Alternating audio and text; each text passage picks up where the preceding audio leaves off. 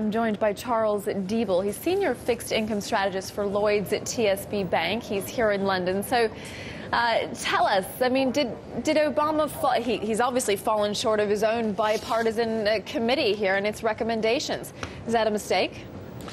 Well, I think the key to focus on here is the longer-term profile that your reporter was just talking about.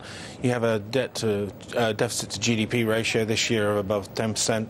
Doesn't fall to below 3% till 2017, and then with the obligations of Medicare and Social Security, you're starting to move higher again in the next decade. That's a fairly negative profile longer term, and it is going to foster concerns about the US credit rating in the long term, obviously not in the short term. Is he counting on the Republicans here to wield the axe in the debating process before this is passed? I'm sorry, say that again. Is he counting on the Republicans to come in here and demand deeper cuts? I think that to a degree there has to be deeper cuts. You know, the size of the deficit is huge, and you know, if there's a lesson to be learned from Europe, it's that once you start to get the attention of the bond markets in terms of not being fiscally responsible and you know having an unsustainable deficit situation, then you know your bond yields can rise very sharply, and that's certainly something the US economy really doesn't need at this point in time. You don't want to wait until the investors force you, the bond markets force you to cut, but U.S. yields are already rising.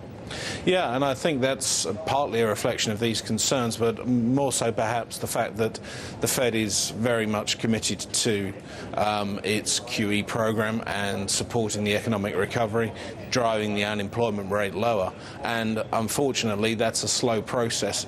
So it looks like the Fed is probably going to be the least reactive of the major central banks to this growing inflationary risk that is being witnessed in China and, as your earlier report mentioned, to do with food prices around the world.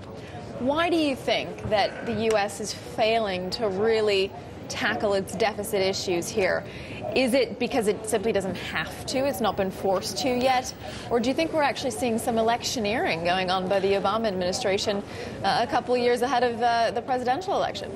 I think that, you know, what's going on here is that you do have a mixed parliamentary situation in the US now, with a president that's on the opposite side of the House to the Senate.